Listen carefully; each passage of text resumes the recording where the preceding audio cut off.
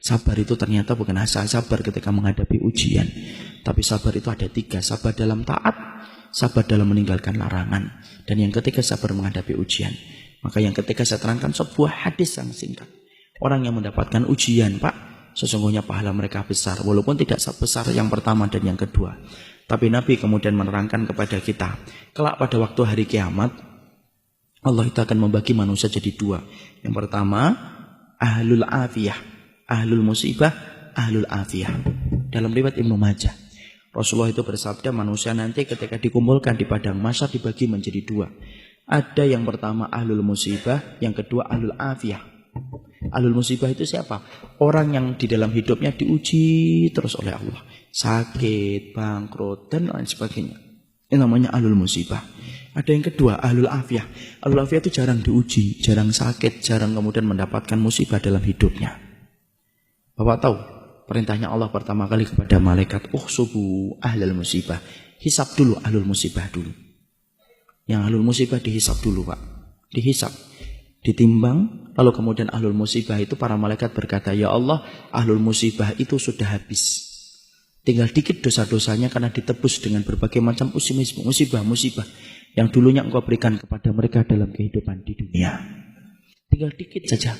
Kemudian Allah berfirman, u'tuhum salasan, kasih mereka 3. 1, khairan, kasih mereka surga. 2, afiyah, kasih mereka kekuatan. Kenapa, Pak? Siapapun di antara Bapak dan Ibu di sini yang mendapatkan ujian, pasti kekuatannya berkurang. Sakit, yang dulunya biasa lari 2 kilo menjadi lari 1 kilo. Pasti berkurang. Diganti oleh Allah dengan kontan di akhirat. Kasih mereka kekuatan untuk mengganti kekuatan yang aku ambil ketika aku memberikan ujian bagi mereka di dunia. Dan yang ketiga, mangzilah. Kasih mereka tempat yang tinggi di surga. Tempat itu tidak bisa diraih dengan sholat, tempat itu tidak bisa diraih dengan sedekah, tapi tempat itu hanya bisa diraih dengan orang yang sabar ketika mendapatkan ujian. Dinaikkan itu ahlul musibah ke tempat yang tinggi, sampai ahlul afiyah melihat itu mendoakan kepala mereka ke atas, saking tingginya ahlul musibah ketika ditempatkan oleh Allah. Lalu kemudian ahlul afiyah berkata, ya Allah, kalau setiap dibalik ujian akan mendapatkan kedudukan setinggi itu di surga, dan begitu mudahnya mereka dihisab karena sudah berkurang dosa-dosa mereka, tolong ya Allah, hidupkan kami sekali lagi. Hidupkan kami sekali lagi. Kasih ujian kami. Potong-potong daging-daging kami. Daging-daging kecil dan kami masih hidup. Tidak apa-apa. Selama kami mendapatkan 3 yang kamu berikan kepada musibah ketika di dunia. Tapi tidak ada lagi balik ke dunia itu. Disitulah kita paham, Pak. Ujian itu berat, tapi barangnya kontan. Kalau kita semuanya disenangkan dalam hidup, Pak, malah kita bingung dari mana kita akan mendapatkan pahala kesabaran.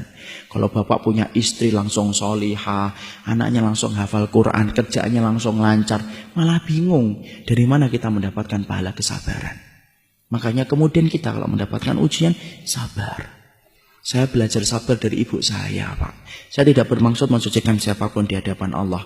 Tapi ibu saya dan bapak itu mendapatkan ujian yang menurut anak tidak ringan.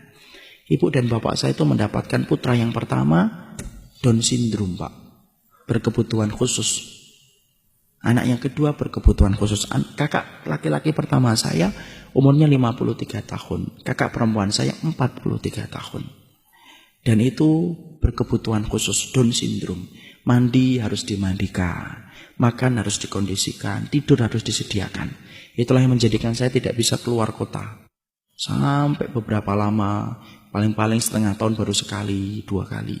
Karena kemudian setelah pasca meninggalnya ibu, saya merawatnya. Tapi saya belajar dari kesabaran ibu saat itu. Saat itu saya ketika kecil, Pak, SMP, saya masih ingat, kadang-kadang ibu kalau makan di warung itu tidak pernah malu beliau. Selalu digandeng kakak saya.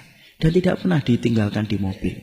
Saya anak SMP, wajar, malu, Pak. Saya ngomong dan komentar, Bu ditinggal aja di mobil.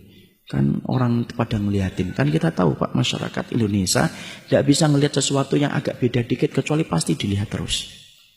Ibu saya ngomong, tidak apa-apa nak, biarkan saja. Ibu yang kemudian akan megangin, kamu duduk di jauh-jauh dari ibu, tidak apa-apa.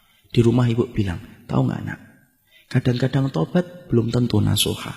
Kadang-kadang istighfar belum tentu hati kita khusyuk.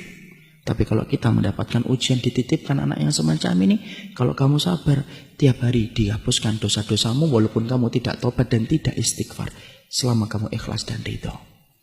Dan saya akhirnya Pak, setelah bisa di pondok, tidak ada perkara yang saya cari tahu pertama kali kecuali apa? Hisab orang yang Down syndrome dan hisab orang yang gila semenjak kecil. Orang gila itu para ulama bagi dua. Gila setengah perjalanan hidupnya, maka mereka dihisab. Ada yang gila yang kedua, Pak. Gila dari kecil, Down syndrome dari kecil. Maka mereka itu tidak dihisab oleh Allah. Mereka akan ditanya oleh Allah tentang satu pertanyaan saja. Ata'rifuni, kamu kenal dengan saya atau tidak? Kalau anak-anak itu menjawab, iya kami kenal engkau ya Allah. Langsung Allah masukkan ke surga. Tidak ada hisab salat, tidak ada hisab puasa, tidak ada hisab amal apapun. Karena mereka bukan mukallaf dalam kehidupan di dunia. Makanya saya ingat betul ketika ibu saya pernah nyisirin kakak saya. Ibu saya kemudian ngomong kepada kakak saya, nak, nanti kalau kamu sudah di surga, jangan lupakan ibu ya, jangan lupakan bapak, jangan lupakan adikmu. Karena kamu nanti insya Allah menjadi penduduk surga. Karena Allah cabut kenikmatan sementara di dunia dan pasti Allah balas di akhirat. Kakak saya tidak ngerti apa-apa, ya cuma diusap-usap kepala ibu saya.